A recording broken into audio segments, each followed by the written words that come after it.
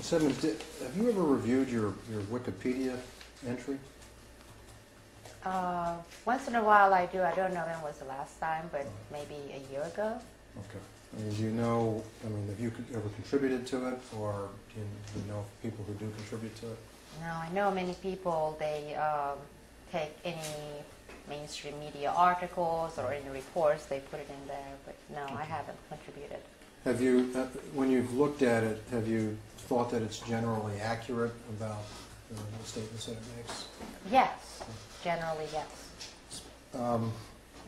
One of the things that it indicates in your biographical information is that you've made certain allegations. Some of them we've talked about a little bit, and I wanted to ask you about some of the others. One of the entries indicates nuclear secrets black market. It says, Edmonds alleges that in the course of her work for the government, she found evidence that the FBI, State Department, and Pentagon had been infiltrated by a Turkish and Israeli-run intelligence network that paid high-ranking officials to steal nuclear weapons secrets.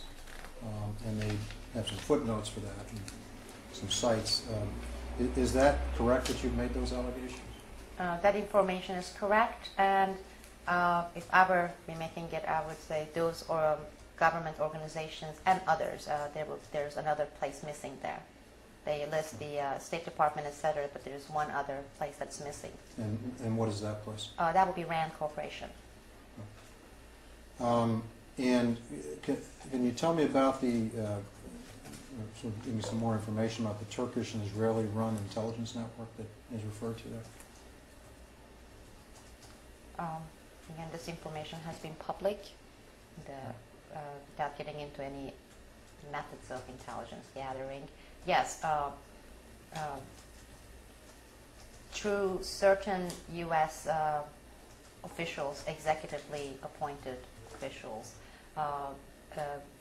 foreign entities, not necessarily or not only government related. So if you say Israel and Turkey, not only government related, but other entities, because it has multi-layers, their operations, and some of these layers, sometimes they conduct their operations independently and with the sole purpose of obtaining a profit.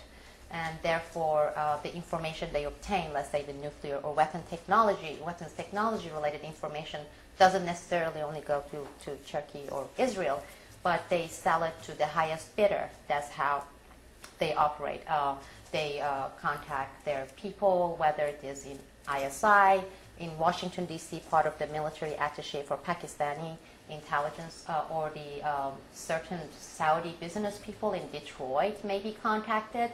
And they say, okay, I'm talking about these Turkish entities, we have obtained this particular DVD containing this, and this person is willing to pay $500,000, will you offer more? Because if you don't, we will give it to this person. So what I'm trying to say is they do it both for governments, foreign governments, but some of those operatives, they offer it in open market, and they have individuals on their payroll on almost every major nuclear facility in the United States, RAND Corporation, and various, in Midwest, various Air Force labs that develop certain weapons technology, which I'm not very familiar with the technology itself. Okay. When you refer to when the article refers to the paid high-ranking American officials, can you identify who they are? That person has been identified by others, and he has been identified as as Mr. Mark Grossman, who used to work for the State Department. Right. And Mr. Grossman, I think, is also in your gallery, correct? Yes. And I read somewhere that Mr. Grossman had some relationships with a Turkish organization, Turkish diplomats here in the United States.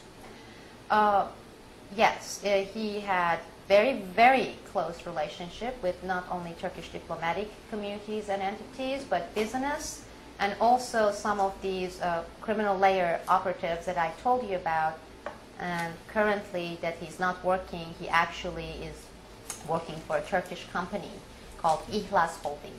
Okay. Now, was Mr. Grossman the ambassador to Turkey at some point? Yes. Okay. And then, what was his position at the State Department, if you recall? He had several different positions. I believe in 1999 or 2000 was European affairs that dealt a lot with NATO. And afterwards, during early Bush administration's stage, he was the second or the third highest person in the State Department. I'm not sure about the title. And during that time, I'm sorry, during that time, when he was the second or third highest ranking person at state, I've read somewhere that you've alleged that he actually warned the Turkish embassy about a CIA front company that had been set up to stop proliferation of nuclear weapons. That will be summer 2001, whatever title he held at that point. Mr. Grossman informed a certain Turkish diplomatic entity who was also an independent operative of a company called Brewster Jennings, because Brewster Jennings was frequenting the American-Turkish Council as a consulting or analyst firm, and there were certain nuclear-related operatives who wanted to hire Brewster Jennings and have it pose as a front company. So there were talks between those Turkish operatives and Brewster Jennings, and Mr. Grossman wanted those people to be warned that Brewster Jennings was a government front for government, and it was a front. It was not a company. It was a front for government, U.S. government, and for those Turkish individuals to be told to stay away from Brewster Jennings. But the person who received that information, the Turkish diplomatic but also operative, actually contacted the Pakistani military attaché and discussed with the person who was there about this fact, and also warned them to stay away from Brewster Jennings. And now, was this one of the allegations or one of the concerns that you brought to the attention of anybody at any point? You mean when I was working for the FBI, Yes. when I blew the whistle inside the FBI? Right. No, I didn't do it inside the FBI because at that point I didn't know they were covering up this information only after I was fired, and the state secrets privilege was invoked. And knowing what I knew, I went to Congress and discussed it with certain people in Congress. I brought it up with the Inspector General's office inside during a meeting, and at that point I provided them with details in terms of dates and who were those targets, which I can't, the direct targets of them. And when you say the Inspector General's office, do you mean the DOJ Inspector General? Correct, I'm sorry, Mr. Glenn Fines, under Glenn Fines' office. And why would Mr. Grossman, if you know, warn the Turkish government, other people, not to deal with the CIA front company?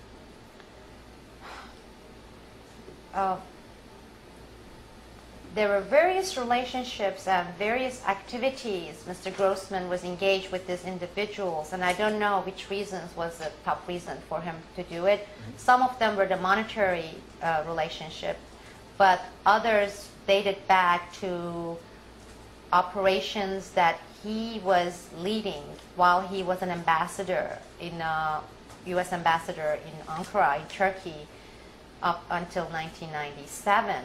And some of these operatives dealt with him, and they were doing certain operations in Central Asia for him. I don't know who he was working for, Mr. Grossman, at the time for these operations.